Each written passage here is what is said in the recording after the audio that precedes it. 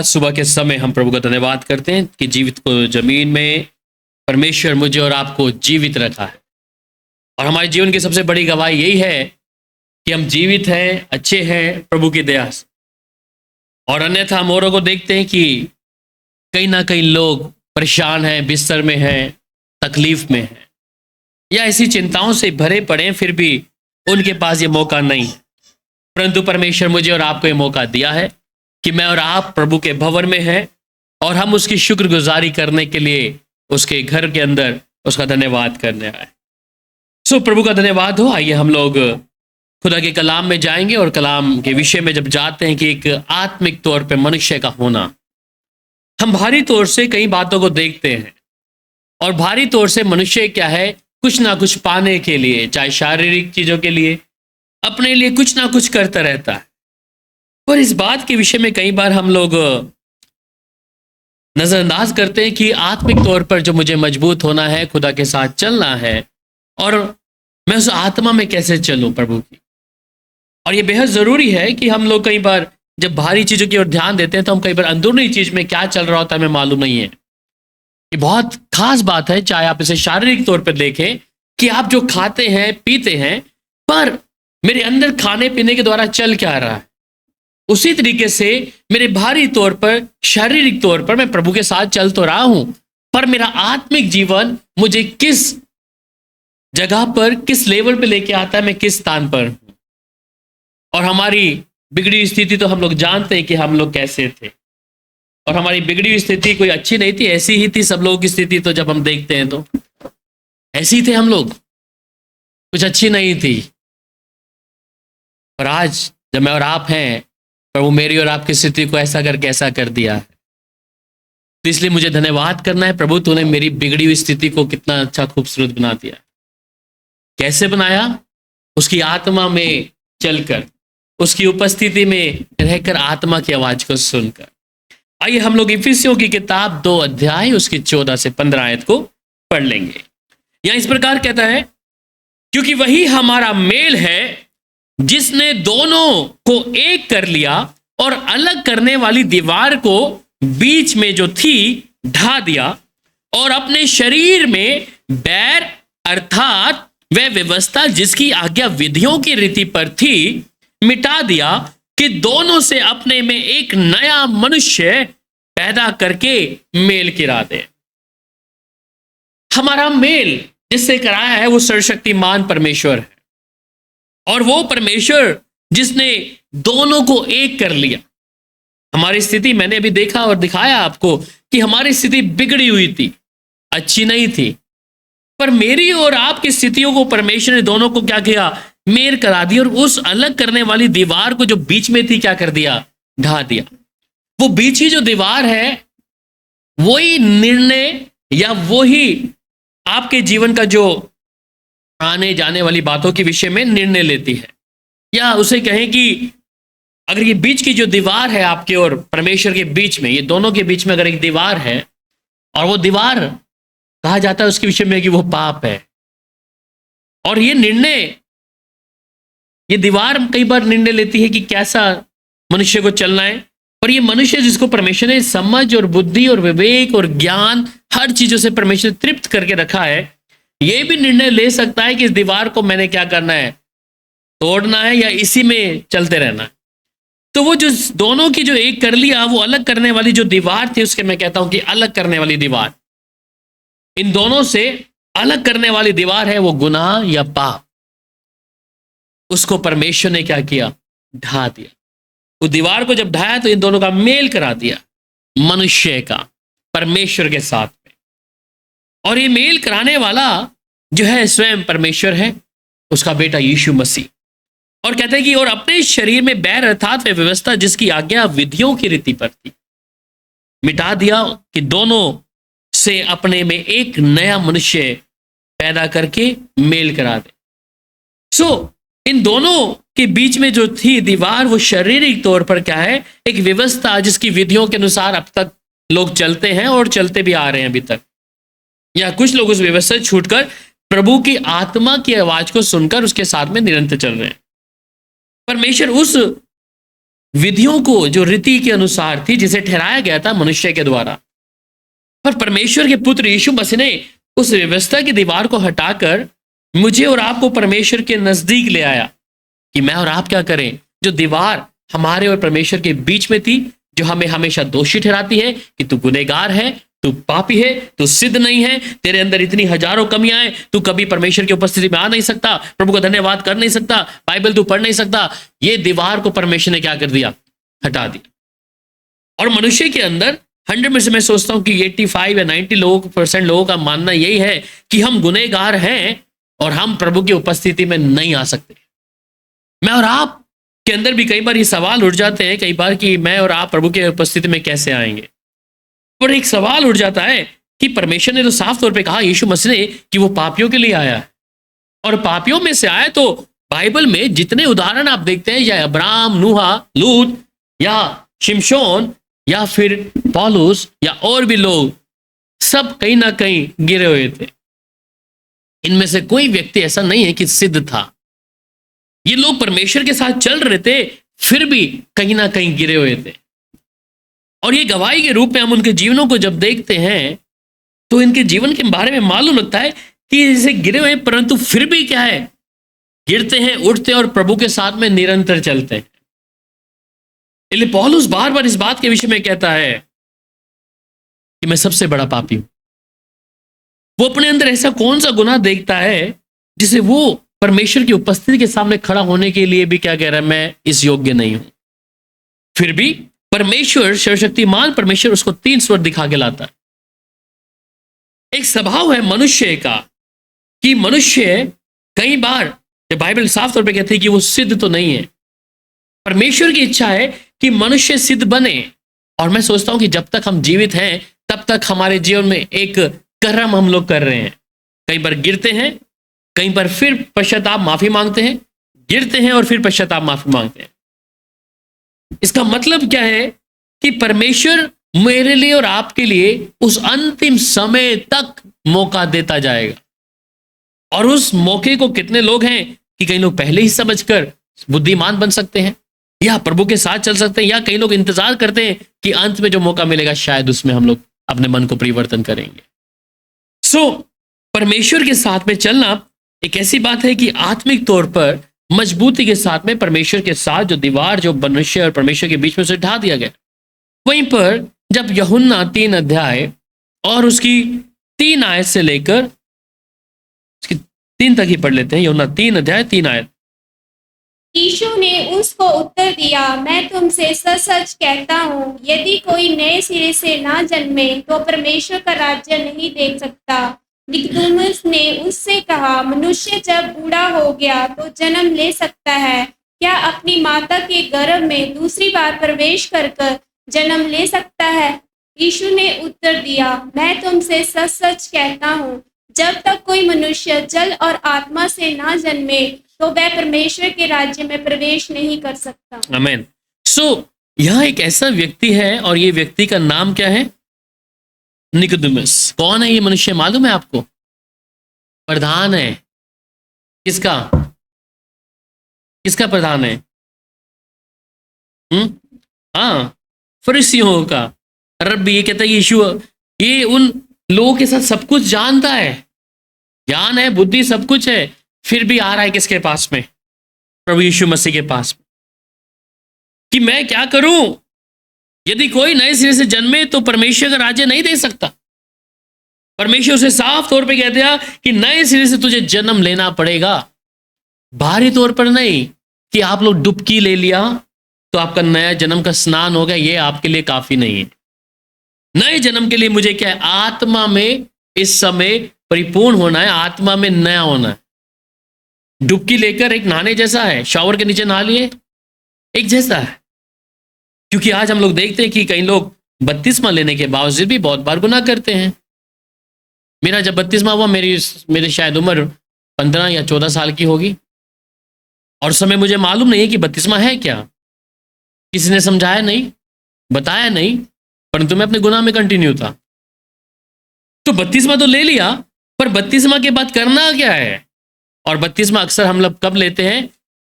या सर्टिफिकेट लेने के लिए। और उसी समय मैंने भी इसलिए लिया कि मुझे सर्टिफिकेट मिलेगा और मेरे को कहीं पर भी ईसाइयों की जो गिनती होती है उधर स्कूल में एडमिशन लेने के लिए या कहीं जाने के लिए ऐसा मेरे को हो जाएगा। बपतिस्मा लेने के बावजूद भी क्या है, हम लोग कहीं पर गुनाह में रहते हैं, इसलिए कई लोग डर के मारे बपतिस्मा नहीं लेते कि अब मेरा जो स्वभाव है मैं कैसे छोड़ूंगा उसको। एक व्यक्ति से मिला कि भैया मैं बपतिस्मा नहीं ले सकता अभी, मुझे और चीजें अभी टाइम चाहिए। मैं क्यों, मैं अभी ये नहीं छोड़ सकता, मैं ये नहीं छोड़ सकता, कभी ना कभी पी लूंगा तो क्या हो जाएगा। तो ये भी क्या है, शैतान की चाल है, वो आपको इसी चीजों में लगा के रखेगा, नहीं ये तू छोड़ नहीं सकता, तो जिस दिन तू बपतिस्मा लेगा और उस दिन तूने अगर ऐसा कर दिया तो तू गिर जाएगा, ऐसा नहीं है। तो शैतान ने ऐसी बातों को क्या है लोगों को भिगा के रखा है कि तुम बपतिस्मा मत लो। पर यहां पर यीशु मसीह निकोदेमुस को साफ तौर पे कहते हैं कि नए सिरे से जन्म लेना, और नए सिरे से जन्म लेने का अर्थ है कि मेरा आत्मा प्राण शरीर मरी हुई दशा में दिखना है।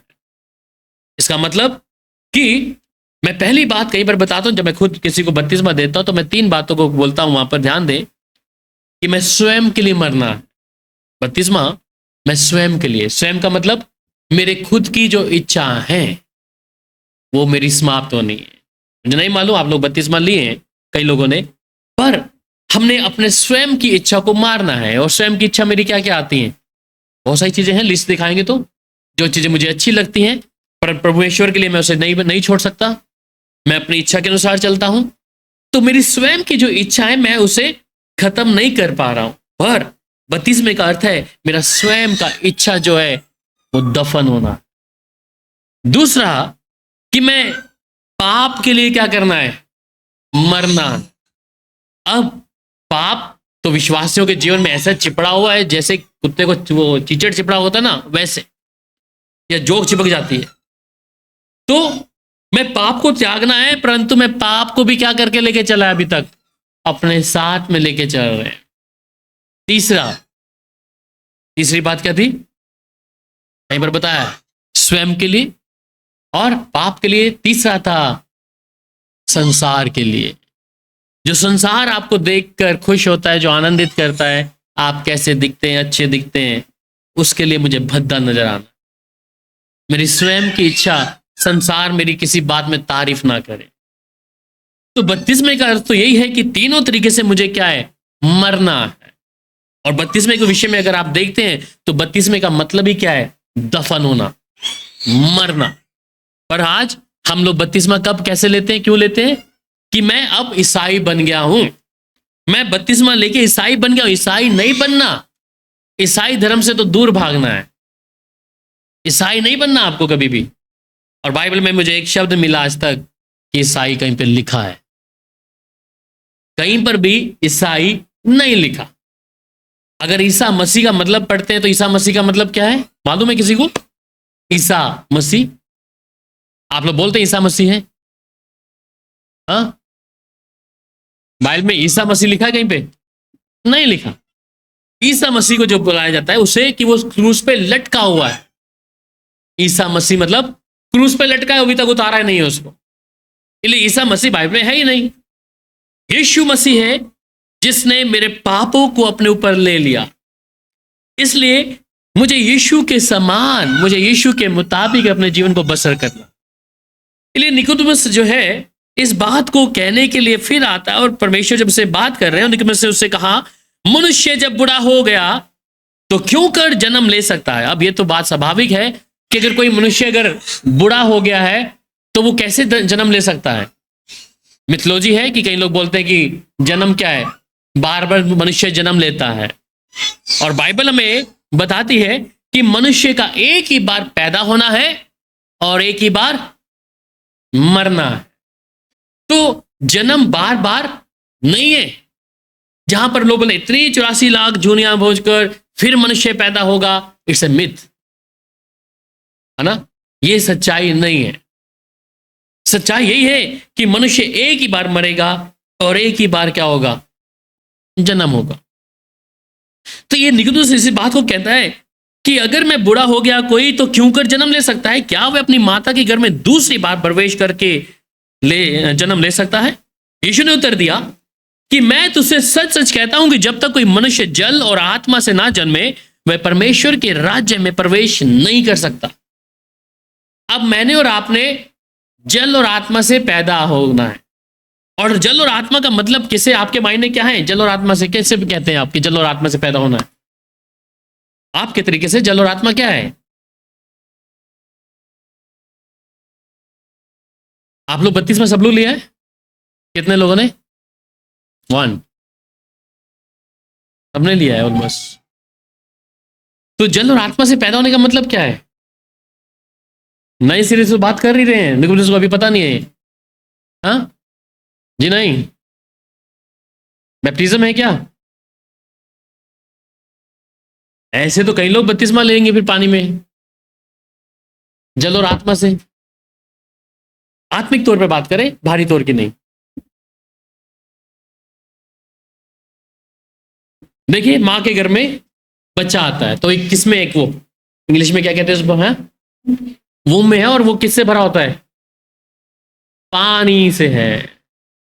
तो जब तक कोई अगर मां के घर में आया नहीं, ठीक है, मां के घर में आया नहीं, उसके बाद जल और आत्मा से, आत्मा के बारे में किसके बारे में बात कर रहा है अभी?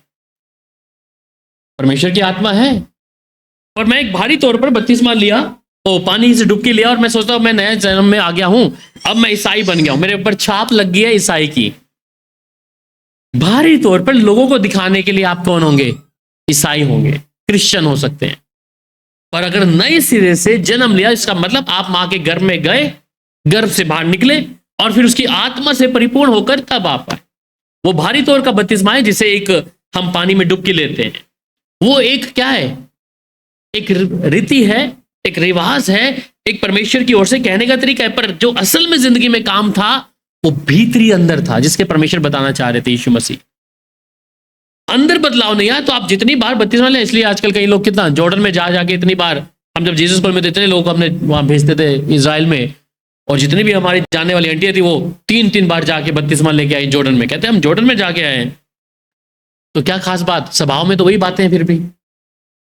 तो अगर आपके स्वभाव में वही बातें, तो आप भारी तौर में बैप्टिज्म ले लिया, बपतिस्मा ले लिया, पर अंदरूनी तौर पे जो बदलाव यीशु मसीह इस निकोदेमुस को बता रहा था वो नहीं है, तो कोई फायदा नहीं है। इसलिए जब तक कोई अंदर गया ही नहीं, मां के गर्भ से निकला ही नहीं है उस मां के गर्भ से, तब तक उसका बपतिस्मा भी कैसे हो सकता है? यीशु मसीह स्वयं क्या है? एक मां के गर्भ में आया और वो परिपूर्ण हुआ आत्मा से। तो आत्मा से परिपूर्ण होने के बाद वो पवित्र आत्मा की भरपूर, इसलिए वो 40 दिन तक कहां पे थे? जंगल में प्रार्थना कर रहे थे, परीक्षाओं में फंसे कई बार। और वहां कहते हैं बाइबल में कि जब यूहन्ना बपतिस्मा देने वाले के बाद यीशु मसीह आए, तो उस समय फाख्ता के रूप में पवित्र आत्मा उनके ऊपर ठहरा, और यीशु मसीह किससे भर गए? आत्मा से भर गए। और बपतिस्मा ये कब हुआ? जंगल में जाने के बाद या पहले? हाँ जी, जंगल में जाने से पहले। जब वो आत्मा में परिपूर्ण हो गया, अब वो सामर्थ्य में भरा हुआ था, पवित्र आत्मा का बपतिस्मा था। और फिर वो यीशु मसीह ने निर्णय लिया कि मैं कुछ समय क्या करूं? जंगल में बिताऊं प्रार्थना में। इसलिए शैतान को भनक लग गई, ये बपतिस्मा लिया इसने, और ये सूंघता सूंघता आ गया यीशु मसीह के पास में। और ऐसे ही है, जब हम बपतिस्मा लेते हैं, आत्मा प्राण में प्रभु के साथ चलते हैं, तो हमारे पास वो जो फाड़ खाने वाला है वो चौकस हो जाता है। इसलिए अब ये इसकी इच्छा क्या हुई कि यीशु मसीह को इसको पाप में गिराए, इसको किसी ना किसी तरीके से दूर करे। तो निकोदेमुस को भी क्या है, प्रभु यीशु ने कहा कि जल और आत्मा से जो ना जन्मे परमेश्वर के राज्य में प्रवेश नहीं कर सकता। आप भारी तौर पर बपतिस्मा ले लिए पानी के तौर पर, तो ये 100% श्योरिटी नहीं है कि आप परमेश्वर के राज्य में चले जाएंगे। इस चीज को ध्यान रखें। आज बहुत से ईसाई कहते हैं हमने बपतिस्मा लिया है, और वो ऐसे बात करते हैं कि उनको लाइसेंस मिल गया अभी परमेश्वर के राज्य में जाने के लिए। इसलिए प्रभु कहता है वो थोड़े ही लोग होंगे जो परमेश्वर के राज्य में जाएंगे, परमेश्वर के घर में जाएंगे। हर एक बपतिस्मा लिया हुआ व्यक्ति परमेश्वर के राज्य में नहीं दिखेगा आपको। अगर मैं इस गलत फहमी में हूं कि मैंने बपतिस्मा लिया है तो मैं परमेश्वर के राज्य में होऊंगा, जब तक अंदर से बदलाव नहीं आया, जब तक 3 चीजों में पाप के लिए, संसार के लिए और स्वयं के लिए नहीं मरे, तो एक भी व्यक्ति परमेश्वर के राज्य में प्रवेश नहीं कर सकता, यहां तक कि सिखाने वाला भी। कोई भविष्यवक्ता, अपोस्टल, प्रेरित जो भी है नहीं जा सकता, और यहां तक कि विश्वासी भी। इसलिए मेरा आत्मा में एक नया बिगिन में कुछ शुरुआत करनी है कि मेरी जो आत्मा है परमेश्वर के मुताबिक हो। मुझे आत्मा में चलना है प्रभु की। और बपतिस्मा एक जरूरी भी है। अब हम ये बोलेंगे हम आत्मा में चल रहे हैं, मुझे पानी के बपतिस्मे की जरूरत नहीं है, तो ये इनकार है खुदा का। क्यों? क्योंकि हमने सब रीति को करके देखा, पर प्रभु की जो एक आज्ञा है, जहां पे परमेश्वर ने, ये पुत्र यीशु मसीह ने अपने उन चेलों को जब कहा कि जो आज्ञा मैंने तुम्हें माननी सिखाई है वो जाकर क्या करो, तुम लोगों को सिखाओ और पिता, पुत्र, पवित्र आत्मा के नाम से बपतिस्मा दो। सो वो बात की बातें हैं कि जब तक कोई मनुष्य जल और आत्मा से और उसके बाद जो पानी का बपतिस्मा है उससे ना जन्मे तो इसलिए उस रीति को भी क्या है, इसलिए साधु की फरीसी क्या है, अपने तरीके से हर व्यवस्था के कामों को पूरा कर रहे थे, परंतु अंदर बदलाव नहीं है। तो इसी प्रकार आज मनुष्य भी क्या है, अंदर बदलाव नहीं है, परंतु पानी का बपतिस्मा भी ले लिया, सब कुछ कर लिया, कर्म धर्म के काम भी सब कुछ कर लिए, तो कोई फायदा नहीं है। इसलिए मेरा हर चीज बदलना है। और फिर यीशु ने क्या कहा, क्योंकि जो शरीर से जन्मा है वो शरीर है, जो आत्मा से जन्मा है वो आत्मा है। तो इसका मतलब अगर आप शरीर के तौर पे बात कर रहे हैं कि मैंने पानी में डुबकी ले लिया है तो वो शरीर तक है, पर अगर आत्मा में बदलाव हो गया है तो आपका स्वभाव, आपका जीवन, हर चीजों में आत्मा में बदलाव होगा। आप चलते फिरते अलग नजर आएंगे, आपके स्वभाव में अलग बातचीत होगी। तो ये आत्मा में जो बदलाव है यही परमेश्वर चाहता है। और उसके बाद हम पहला पतरस 1 अध्याय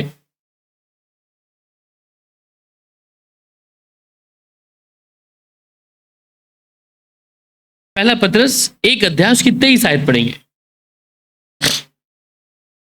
क्योंकि तुमने नाशवान नहीं अविनाशी बीज से परमेश्वर के जीवित और सदा ठहरने वाले वचन के द्वारा नया जन्म पाया है। क्योंकि तुमने नाशवान नहीं पर अविनाशी बीज से परमेश्वर के जीवते और सदा ठहरने वाले वचन के द्वारा नया जन्म पाया है। तो नया जन्म मैंने किससे पाया है? जीवित परमेश्वर से पाया है, किसी पास्टर के हाथ रखने से नहीं, किसी भविष्यवक्ता की भविष्यवाणी से नहीं, किसी पास्टर का खून बहाने से नहीं, परंतु मेरा नया जन्म किसके द्वारा है? परमेश्वर के वचन के द्वारा। कि जो वचन परमेश्वर का है ये मेरे लिए सब कुछ है। इस वचन के द्वारा मैं चलूंगा या चलूंगी तो मैं नए जन्म के अनुभव को पहचान सकता हूं। बस अगर नया जन्म का अनुभव हमारे पास नहीं है, इसलिए मेरे को ये भी लगता है कि 75-80 की रेंज में, रेशो में ऐसे लोग हैं जिन्हें नए जन्म के विषय में मालूम ही नहीं है। थोड़ा सा आपसे पूछते हैं, नए जन्म के विषय में थोड़ा थोड़ा बताएं। जिन्होंने नया जन्म पाया है, क्या आप उसको व्याख्या कर सकते हैं एक लाइन में? क्या अनुभव है? नया जन्म कहते किसको है? पहली बात, किससे कहा जाता है? न्यू बर्थ, नया जन्म। आप तो विश्वासी हैं 10 साल से, 15 साल से, 20 साल से, कोई 5 साल से। अगर कोई आपको बाहर पूछे, आप इवन फॉरेन में भी लोग ऐसा नहीं बोलते कि मैं क्रिश्चियन हूं, I am the believer, I knew born and brought up, ऐसा कुछ बोलते हैं वो लोग। सो अगर आपसे कोई पूछे, आप कहें कि मैं न्यू बॉर्न हूं, मैं नया जन्म पाया हूं, तो कैसे आप व्याख्या करेंगे उसकी? कोई आपसे बाहर जाके पूछ ले, आप क्या कहें? मैं क्रिश्चियन हूं, मैं ईसाई हूं, और कहेंगे इसका सबूत दीजिए, नया जन्म अगर पाया है तो।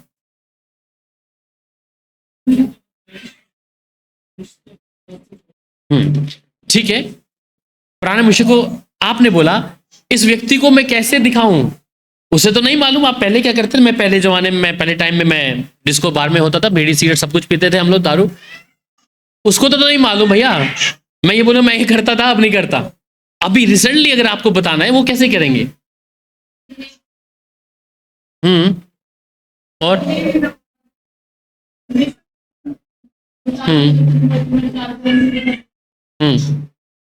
और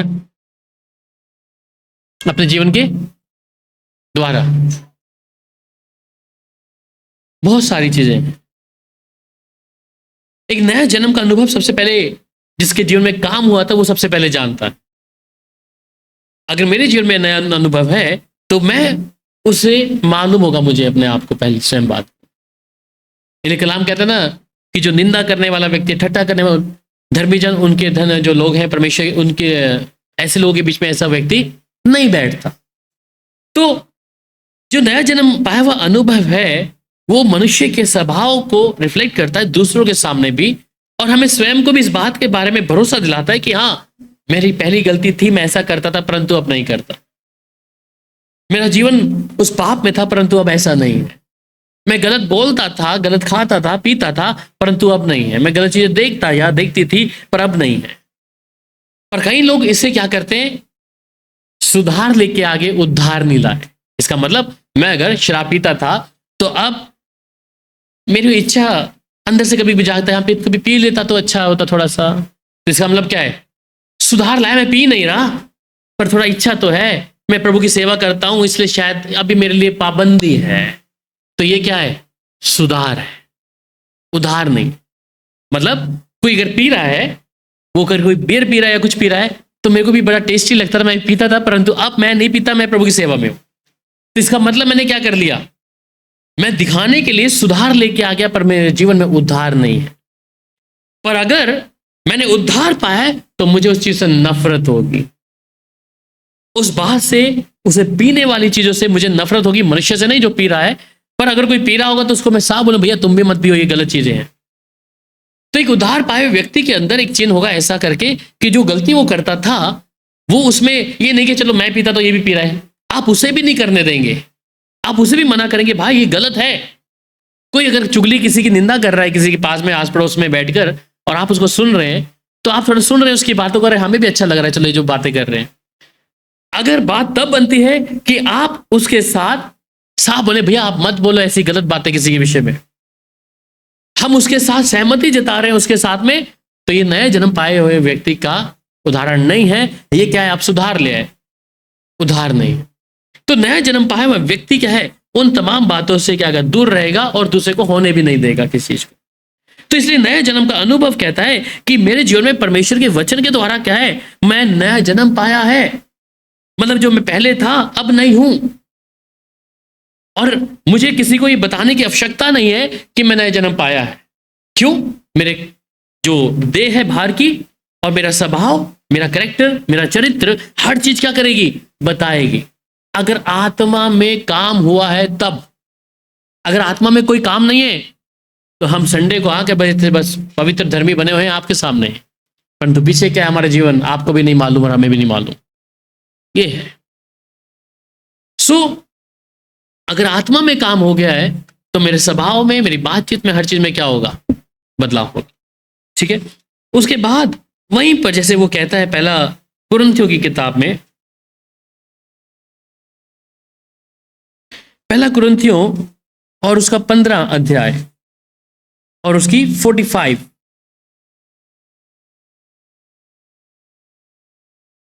ऐसा ही लिखा भी है कि प्रथम मनुष्य अर्थात आदम जीवन प्राणी बना और अंतिम आदम जीवनदायक आत्मा बनी। ठीक है। सो ये साफ तौर पे कहता है कि ऐसा लिखा भी है, जो प्रथम मनुष्य अर्थात आदम था जीवित प्राणी बना, वो जीवित तो था, परंतु अंतिम आदम जो था प्रभु यीशु मसीह, वो जीवनदायक बन गया। वो उस समय जीवन था तो उसके पास में, परंतु जीवनदायक देने वाला सिर्फ यीशु मसीह था। और रोमियो 8:2 में साफ साफ कहता है, क्योंकि जीवन की आत्मा की व्यवस्था ने मसीह यीशु में मुझे पाप की और मृत्यु की व्यवस्था से स्वतंत्र कर दिया। तो जीवन की आत्मा की जो व्यवस्था थी यीशु मसीह में, मेरे जो पाप थे उसे मृत्यु की जो व्यवस्था से स्वतंत्र किया। तो मैं उस व्यवस्था से कि प्रथम आदम के द्वारा क्या हुआ, वो जीवित प्राणी तो बना रहा कि हाँ, आज हम उसके बारे में बोलते हैं, प्रथम जो आदमी था वो आदम था, पर यीशु मसीह क्या है, वो हमेशा का जीवनदायक है, आज भी है। इसलिए यीशु को कहीं पर क्या कहा है, इज द लिविंग वाटर, वो जीवन का जल है, वो जीवन की रोटी है ना। ऐसे कई बार कहा जाता है, और इसलिए यीशु मसीह के बारे में साफ कहता है, अगर कोई प्यासा है तो मेरे पास आए, है ना। तो इसलिए यीशु मसीह जीवनदायक है आज भी। आदम के द्वारा पूरी जाति लोग आए, पर आदम भी एक समय के बाद क्या हुआ, समाप्त हो गया। और आदम कम से कम 900 ईयर्स 900 ईयर्स समथिंग कुछ वो जिया। ठीक है। पर ये यीशु मसीह जो है वो जीवनदायक है, जो अनंत काल का परमेश्वर है। तो उस यीशु के द्वारा वो जीवनदायक की आत्मा के अनुसार बना। और वहीं पर फिर उत्पत्ति की किताब में उसका 2 अध्याय और उसकी 7 आयत।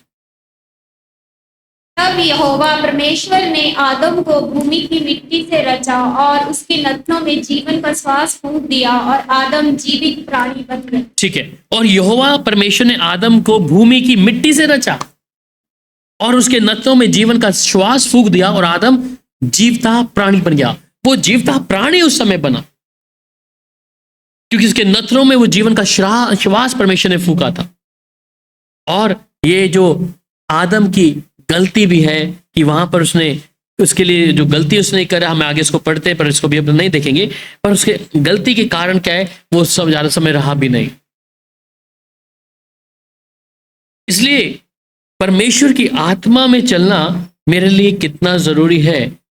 और कलाम कई बार कहता है कि उसकी आत्मा को हम शोकित ना करें। आदम के द्वारा सिर्फ जीवन आया, परंतु यीशु के द्वारा जीवन दायक है, वो हमेशा का जीवन है। इसलिए मुझे आत्मा की चौकसी करने की आवश्यकता है, मुझे प्रभु की आज्ञा के अनुसार चलने की आवश्यकता है। इफिसियों 4 अध्याय उसकी 30 आयत में क्या कहता है, पवित्र आत्मा को शोकित मत करो। और अक्सर हम लोग कई बार पवित्र आत्मा को शोकित करते हैं। पढ़िएगा इफिसियों 4 अध्याय उसकी 30 आयत।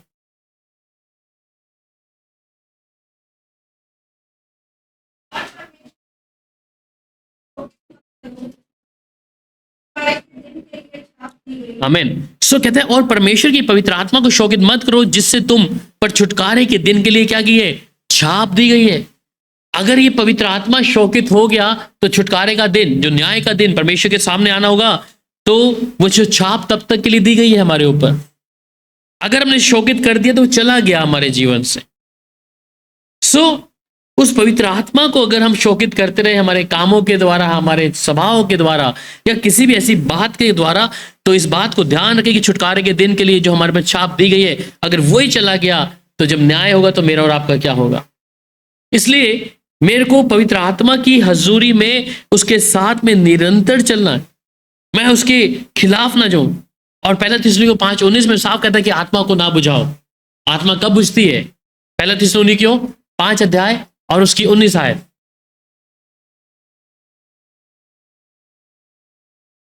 आत्मा को ना बुझाओ। ठीक है, सो आत्मा को ना बुझाने का मतलब क्या है? जब हम शरीर की इच्छाओं पे मन लगाते हैं, शरीर के साथ चलते हैं, तो आत्मा भी क्या होगा, जो परमेश्वर का आत्मा है वो धीरे धीरे काम करना बंद कर देगा।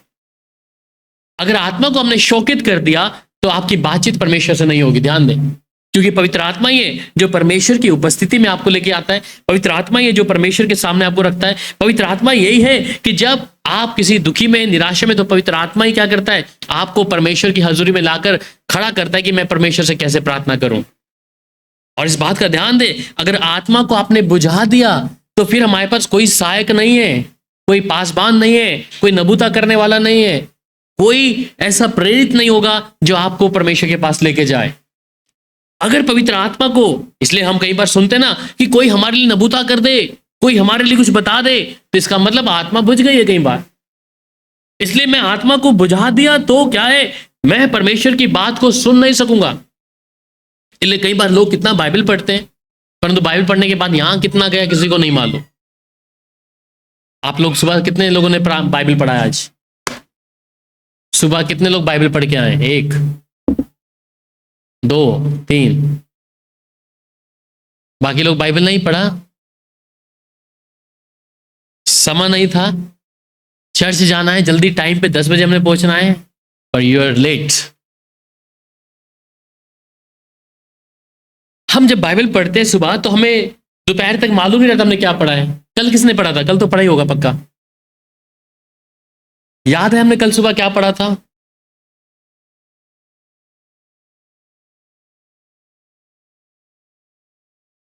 याद है कल सुबह हमने कुछ पढ़ा था?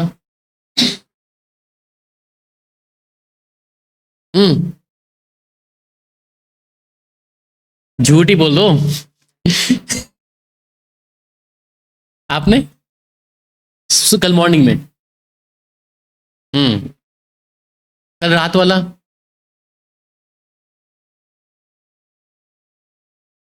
देखिए यही है कि हम कई बार चौकस नहीं है। मैं तो नहीं पढ़ा भाई, कल साफ बोल रहा हूं, आज भी नहीं पढ़ी मैंने बाइबल। मैं जाते थे प्रार्थना ही किया था बस, और कुछ नहीं, सच बोल रहे। पर जिन्होंने पढ़ा है उस चीज को देखें कि मेरे कितनी देर तक मेरे यहां पर है। मैंने पढ़ा बाइबल, पर मेरे यहां कितना है, मेरे यहां तक है। हम कैसे आत्मा को बुझाते हैं? ये एक आत्मा को बुझाने का तरीका है। क्योंकि आप सब सुबह ब्रेकफास्ट कितने लोगों ने किया? खाना आपने नहीं किया, आपने किया। सबने खाना खाया सुबह? आपने नहीं खाया। हमें इस बारे में मालूम है कि कल मॉर्निंग में मैंने क्या खाया था? नहीं मालूम, नहीं मालूम, ये भी नहीं मालूम। फिर बादाम खाने चाहिए। कितने लोगों को मालूम है कल मॉर्निंग में हमने क्या खाया था? क्या खाया था?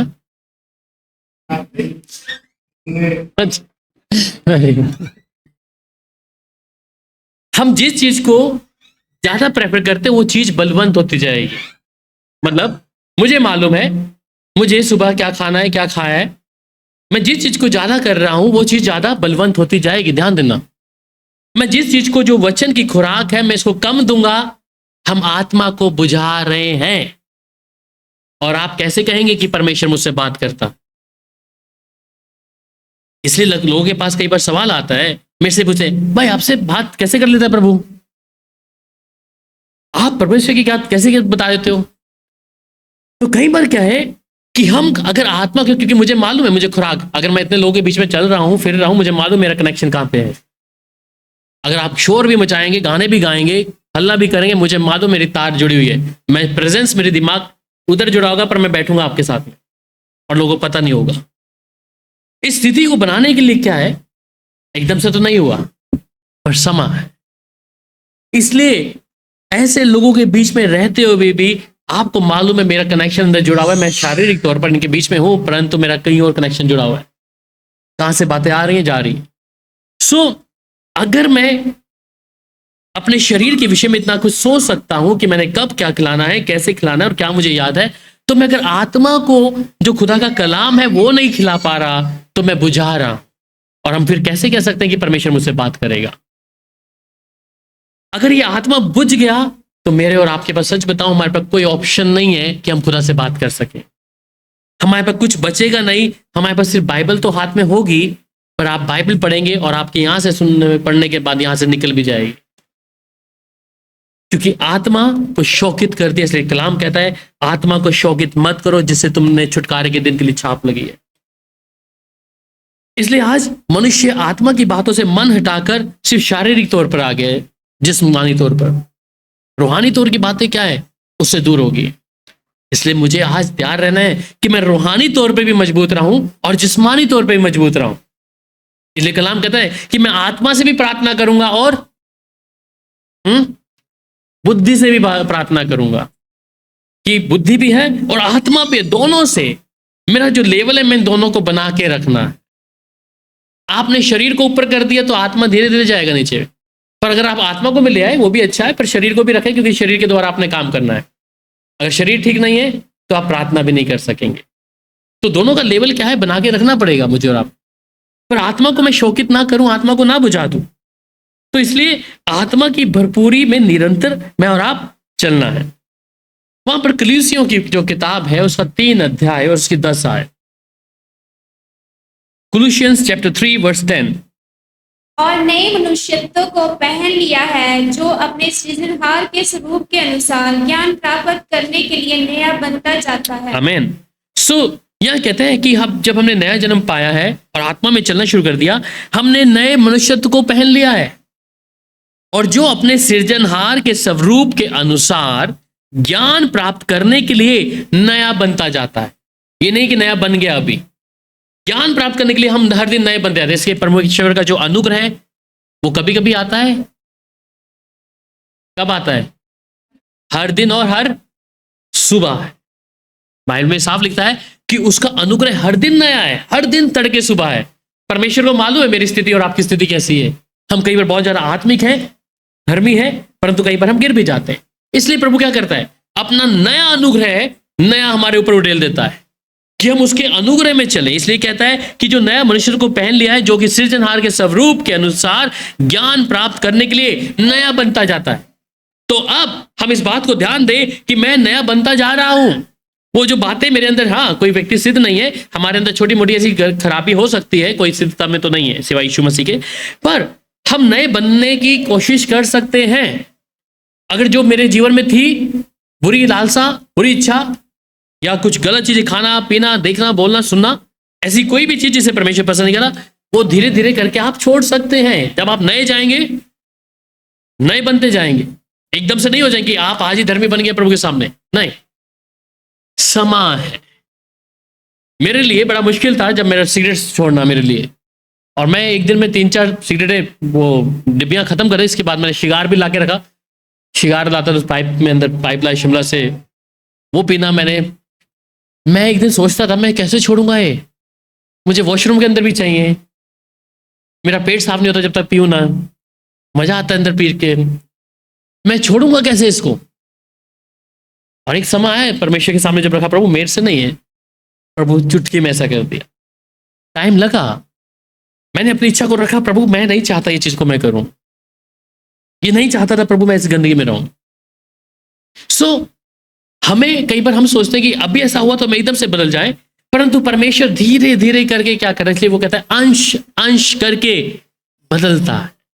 हम ये नहीं कहते अगर मैं किसी से एक्सपेक्ट करता हूं अपनी पत्नी से या बहन से या भाई से कि बहन अभी इसी समय बदल जाए, नहीं हो सकता। मैं कहूंगा मेरी पत्नी मेरी मर्जी के मुताबिक ऐसी बन जाए, नहीं हो सकता। पर हाँ, समय के अनुसार कुछ बातों को धीरे धीरे होगा। या मुझे भी खुद को भी बदलना हो तो मुझे भी धीरे धीरे करके बदलना होगा। एक स्वभाव है ना, किसी मनुष्य को आप एकदम से नहीं बदल सकते। कई बार हम सोचते हैं मेरा पति ऐसा करता है तो एकदम से बदल जाए, नहीं बदलेगा भैया। धीरे धीरे उसके साथ प्रार्थना का जीवन, आपकी प्रार्थनाएं उसके जीवन को, उसके स्वभाव को बदल सकती है, आपकी पत्नी के स्वभाव को बदल सकती है। तो परमेश्वर इसको कहता है कि वो नया बनता जाता है धीरे धीरे करके। बाहर में ऐसा कोई मनुष्य नहीं कि रात को ही बदल दिया, किसी को नहीं बदला, किसी को भी। वो बहुत रेयर लोग हैं जिनको बदला है, पर उनके जीवन में कहीं ना कहीं चीजें ऐसी थी। पौलुस एक ऐसा उदाहरण मेरे पास और आपके पास है जो सताव था देता था मसीहों को। उसका एकदम से बदलना कोई आपने देखा कि एकदम से नहीं बदला। वो भी स्टीफनुस को मारने के, स्टीफन को मारने के लिए वो वहीं पे खड़ा था। वहां पे जब लोग पत्थर लेके उसको मार रहे थे, स्टीफन भी वहीं पे खड़ा, ये पौलुस भी खड़ा था वहां पे स्टीफनुस को मारने के लिए। और ये चीजें उसके जीवन में चलती रही। पर जब परमेश्वर ने उसे चुना और उसको प्रभु ने पौलुस को कहा तू मुझे क्यों सताता है पौलुस, वो कहता है प्रभु मैं कहां सताता हूं आपको। उसकी आंखों पे पापड़ी जम गई एकदम से। सो परमेश्वर का जो तरीका है बदलने का, मैं और आप स्वयं भी नहीं बदल सकते अपने आप को, पर हम कोशिश कर सकते हैं। अब कहीं हमारी कमजोरियां हैं जिसे हम कई बार छोड़ नहीं सकते कि मेरी कमजोरी है, किसी को ज्यादा बोलने की, किसी को कुछ कहने की, किसी के स्वभाव में कुछ पीने की, खाने की, ये हर एक व्यक्ति के अंदर कमजोरियां हैं। पर उन कमजोरियों को मैं परमेश्वर के आगे रख दूं, प्रभु ये कमजोरी मेरे और आपके बीच में एक रुकावट है, और इसे आपको ये बात माननी पड़ेगी कि मेरा परमेश्वर इसे स्वीकार नहीं करता। आप ये सोचते हैं कि कमजोरी है, कोई नहीं प्रभु मुझे स्वीकार करेगा, पर प्रभु के सामने कमजोरी मुझे बतानी पड़ेगी, प्रभु ये मेरी वीकनेस है, मुझे इस वीकनेस से बाहर निकाल प्रभु। जब तक आप उसको छोड़ने की इच्छा भी नहीं रखेंगे तब तक आपसे वो पीछा भी नहीं छुड़ाएगी। तो मेरे को इच्छा होनी है कि प्रभु ये मेरी कमजोरी है, मुझे इससे भी छुटकारा पाना। तो वो परमेश्वर जो है वो हमें नया बनाता चला जाएगा जब मेरे अंदर हृदय में ऐसी इच्छा होगी तब। फिर उसके बाद में 2 कुरिन्थियों 4 अध्याय उसकी 16 आयत को पढ़ेंगे। 2 कुरिन्थियों 4 अध्याय उसकी 16 आयत। या नहीं छोड़ते, यदि हमारा बाहरी मनुष्य होता जाता है तो भी हमारा भीतरी मनुष्य प्रतिदिन नया होता है। आमीन, हालेलुया। अब देखिए कहते हैं इसलिए हम हियाव नहीं छोड़ते। किस लिए नहीं है छोड़ते हियाव? यद्यपि हमारा भारी मनुष्य तो क्या हो रहा है, नाश भी होता जाता है, तो भी हमारा भीतरी मनुष्य दिन प्रतिदिन क्या हो रहा है, नया होता जा रहा है। हियाव नहीं छोड़े। प्रभु मेरे अंदर कमियां हैं, कोई सिद्ध नहीं है। आपने हियाव नहीं छोड़ना, आपने कॉम्प्रोमाइज नहीं करना स्थिति के साथ में। जहां स्थिति के कॉम्प्रोमाइज हो गया, समझौता हो गया, वहां फंस गए। इसलिए कहते हैं, इसलिए हम हियाव नहीं छोड़ते। यद्यपि हमारा भारी मनुष्य नाश भी होता जाता है, तो भी हमारा जो भीतरी मनुष्यत्व क्या है, वो प्रतिदिन नया होता जाता है। नया, भारी हो जाए कोई बात नहीं, परंतु अंदर तो हम नए होते जा रहे हैं। हम हियाव नहीं छोड़ेंगे। हमें मालूम मेरा परमेश्वर एक दिन मुझे बदल देगा, मेरे स्वभाव को बदल देगा। जो लोग हम पर किस किस तरीके से बातें बोलते हैं, प्रभु वो मेरे स्वभाव को बदल देगा। हम कहते हैं वो फलाना है, उसका स्वभाव ऐसा बुरा है, वो ऐसी बातें करने वाला व्यक्ति है, वो ऐसा देखने वाला व्यक्ति है, ऐसा करने वाला व्यक्ति है। वो व्यक्ति को भी मालूम है ऐसा हूं, पर वो छुटकारा पाना चाहता है उस चीजों से। तो ये व्यक्ति ऐसा ही है, वो कहते हैं कि फिर भी हम हियाव नहीं छोड़ते। हमें मालूम है कि मेरा परमेश्वर एक दिन मुझे बदल देगा, अगर मेरे अंदर इच्छा है तो। अगर इच्छा नहीं है वो लग जाता है। और फिर इसलिए वो कहते हैं, शायद 40 अध्याय उसके 31 साल में साफ तौर पे कहते हैं, परंतु जो यहोवा की बाट जोते हैं वे नया बल प्राप्त करते जाएंगे और रुकाबों के समान उड़ेंगे, दौड़ेंगे और शर्मित ना होंगे, चलेंगे और थकित ना होंगे। जो यहोवा की बाट जो है, मालूम है प्रभु ये कमजोरियां मेरे अंदर है, पर मेरा परमेश्वर मुझे इन कमजोरियों पर विजय देगा, है ना। ये यहोवा की जो बाट जो है कि मेरा परमेश्वर मुझे बदलेगा, वो मेरे परिवार को बदलेगा, मेरे घर को बदलेगा, मेरी पत्नी को, पति को, सबको बदलेगा। प्रभु ये मैंने इच्छा रखनी है, इसलिए हम हियाव नहीं छोड़ते। मैं इस इच्छा को बनाए रखना है। हमें हियाव नहीं छोड़ना अंतिम समय तक। उस परमेश्वर को कलाम भी कहता है कि जब तक वो मिल ना जाए उसे ढूंढते रहो। जब तक प्रभु पूरा ना कर ले तब तक उसका धन्यवाद करते रहो। हम कहीं पर घुटने टेक देते हैं, प्रभु अब मेरे से नहीं हो रहा, मैं इतनी प्रार्थना कर लिया, प्रभु ऐसा कर लिया, अभी तक मेरे से नहीं हुआ। हम हियाव ना छोड़े परंतु परमेश्वर का धन्यवाद करें। और अगर ऐसा करते हैं तो कहता है वे नया बल प्राप्त करते जाएंगे और उकाबों के समान उड़ेंगे। जो यहोवा की बाट जोते हैं, जो परमेश्वर की बाट जोते हैं, वो उकाबों के समान उड़ेंगे और वो शर्मित ना होंगे, चलेंगे और थकित ना होंगे। वो फिर कहता है रोमियो 7 अध्याय और उसकी 13 आयत, रोमन चैप्टर 7 वर्स 13, तो क्या वह जो अच्छी थी मेरे लिए मृत्यु ठहरी? कदापि नहीं, परंतु पाप उस अच्छी वस्तु के द्वारा मेरे लिए मृत्यु को पैदा करने वाला हुआ कि उसका पाप होने पर प्रकट हो और आज्ञा के द्वारा पात्र बहुत ही पाप में ठहरा। ठीक है, तो यह कहते तो क्या वह जो अच्छी थी मेरे लिए मृत्यु ठहरी? कदापि नहीं, परंतु पाप उस अच्छी वस्तु के द्वारा मेरे लिए मृत्यु को उत्पन्न करने वाला हुआ। मतलब जो पाप था, जिस वस्तु को मैं सोच रहा था कि मेरे लिए अच्छी है, वो मेरे लिए क्या ठहरा? पाप ठहरा। मतलब हम कई चीजों को देखते हैं, हम सोचते हैं ये मेरे लिए बहुत बेहतर है, पर वो क्या किया? वो मेरे लिए पाप ठहरा। पाप उस अच्छी वस्तु के द्वारा मेरे लिए मृत्यु को पैदा करने वाला हुआ और उसका पाप होना प्रकट हुआ। इसका मतलब जिसे आप अच्छा अच्छा समझ रहे थे वो क्या हुआ? पाप है। पाप के साथ में क्या कह रहा है? वो मेरे लिए मृत्यु को पैदा कर रहा है, वो मेरे को मृत्यु को पैदा कर रहा है। और तभी उसके जिसे मैं अच्छा समझ रहा था वो बेहतर है, उसका पाप होना प्रकट हुआ। और जो चीजें कई बार हम देखकर नहीं समझ पाते, तो कई बार हमारे जीवन में वो चीजें आ जाती है, तब समझते ओ ये चीज थी। और शैतान कई बार क्या करता है? सांप को मछली बनाकर आपके हाथ में दे देता है। आप सोचते हो ये तो मछली है, आपने दुआ भी करी होगी, प्रार्थना भी करी होगी उस चीजों के लिए, और आप सोचे ये मेरे लिए तो मछली है, मैं तो मछली के लिए प्रार्थना किया था। पर जब वो असली चीजों में आती है, जब वो सांप बन जाता है, फिर आप कहते प्रभु मैं तो प्रार्थना की थी। प्रभु ने बोला क्या तुझसे मुझसे पूछा था? हम जिस चीजों को अच्छा सोच रहे होते हैं कई बार, क्योंकि उसके लिए मैंने प्रार्थना नहीं करी, मैंने अपनी समझ और बुद्धि से प्रभु के साथ में जबरदस्ती प्रार्थना से हक कर करके मांग लिया। इसलिए कई बार जिन चीजों को हम सोच रहे हैं अच्छा है मेरे लिए, जरूरी नहीं कि वो अच्छा है। अगर आप प्रार्थना के साथ में आत्मा में प्रभु की हजूरी में बैठकर कुछ समय घुटनों पर टिकाकर बैठकर तब प्रार्थना किया, प्रभु ये चीज मेरे लिए बता। हम अक्सर कई चीजों को भी देखते हैं कि हमें कुछ लेना है, संसारिक तौर पे कुछ खरीदना है, या कोई बड़ी चीज या छोटी चीज का कोई निर्णय लेना होता है, हम उसमें कई बार परमेश्वर से नहीं पूछते, क्योंकि बुद्धि के समान, बुद्धि से मुझे वो चीजें मेरे फायदे की लग रही होती हैं, ये मेरे लिए बेहतर है। मैं प्रभु से पूछूंगा तो शायद प्रभु मना ही करेगा। ऐसा ही है, अक्सर देखना कभी आप लोग, मैं प्रभु से पूछूंगा अच्छा, परमेश्वर के दास से पूछे, वो मना ही करेगा, अरे उसको छोड़ो, ये मेरे लिए बेहतर है ना, मेरी बुद्धि से सही लग रहा है, और बाद में वो मेरे लिए नुकसान। इसलिए साफ कहता है कि परंतु पाप उसे अच्छी वस्तु के द्वारा मेरे लिए मृत्यु को उत्पन्न करने वाला हुआ, पर उसका जो प्रकट होना क्या था, वो पाप होना ही प्रकट था, और आज्ञा के द्वारा पाप बहुत ही पाप में ठहरे। तो अगर हम आत्मा की बात को सुनते हुए आत्मा के अनुसार चलेंगे, आत्मा में शुरुआत करके कि हमने कुछ भी निर्णय लेना है, चाहे आप एक छोटी सी पेंसिल भी ले रहे हैं, कुछ बेच रहे हैं, खरीद रहे हैं, कुछ भी है, प्रभु की आत्मा से जरूर पूछ लें, एक बार पूछ लें। वो आपका सहायक है, इज ए गुड एडवाइजर, आपको गलत नहीं करेगा। कुछ भी चीज अपनी समझ से मत सोचे कि हाँ ये मेरे फायदे के लिए लग रहा है और आने वाले समय मेरे लिए बहुत फायदा देगी। मैं जब बैंक में था, मैंने बहुत सारे सोने के बिस्किट खरीदे थे जब मैं बैंक में था, और जब खरीदे तो वो ऑक्शन में ही मैंने अपने ही हाथों से ऑक्शन भी करे, और गोल्ड कभी मेरे हाथ में फबा नहीं, बिल्कुल भी। वो ना मेरे हाथ में रहा, ना कुछ मैं उसका कुछ कर पाया। मैं उसका, अगर मैं आज की डेट में मैं अपना फ्लैट उस समय बना लिया होता, पर वो मेरा डिस्को में उड़ा, ऑक्शन में क्या, खुद मेरे हाथों से ऐसा करके।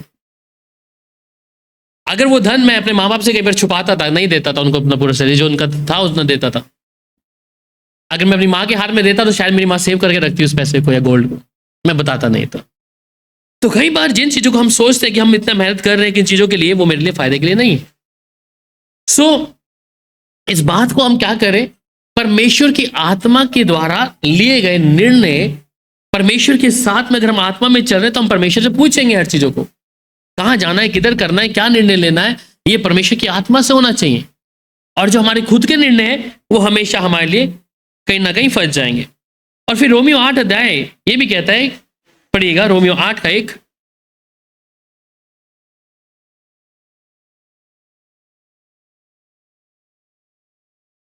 रोमियो 8 का 1। दंड की आज्ञा नहीं, क्योंकि वे शरीर के अनुसार नहीं वरन आत्मा के अनुसार चलते। जी हाँ। सो अब जो यीशु मसीह में है उनके ऊपर दंड की आज्ञा नहीं है, क्योंकि ये लोग क्या है, अब शरीर के अनुसार नहीं चल रहे, आत्मा में चल रहे हैं। अगर आप शरीर के अनुसार चलोगे तो क्या है, बाइबल में लिखा है, पक्का मरोगे। शरीर के अनुसार चलोगे तो पक्का मरोगे। आदम और हवा मरे, शरीर में आ गए। उससे पहले तो वो लोग वाटिका में ऐसे नंगे घूम रहे हैं, कुछ नहीं पता उनको। उन्होंने कभी नहीं बोला कि तुम नंगे घूम रहे हो ऐसा करके। पर जब उनको इस बात की विषय में बुद्धि जाग गई, वो शरीर पर आ गए, और शरीर में अपने लोगों को देखकर, और जब परमेश्वर शाम के समय उनसे बातचीत करता है, और परमेश्वर जब शाम के समय पूछता है, आदम कहां पे है तू, आदम कहां पे है, आदम क्या बोल रहा है, क्या बोल रहा है आदम, हम तेरे सामने नहीं आ सकते, हम नंगे हैं। किसने बोला? उससे पहले उनको कोई नहीं थी। जब वो शरीर में आ गए, शरीर में आने का मतलब ही क्या है, मृत्यु है। और ये शरीर आपको हमेशा क्या करेगा, मरवाएगा।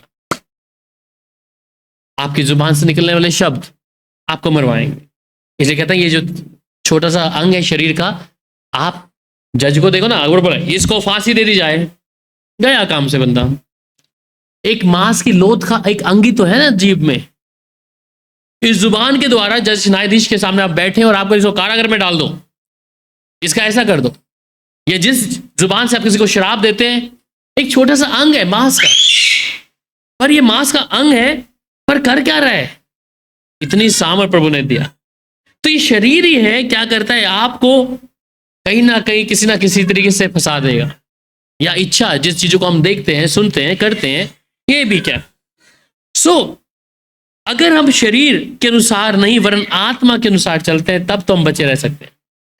और फिर गलातियों 3 अध्याय उसकी 3 आयत, गलेशियंस चैप्टर 3 वर्स 3 अब कहता है, क्या तुम ऐसी निर्बुद्धि हो कि आत्मा की रीति पर आरंभ करके अब शरीर की रीति पर अंत करोगे।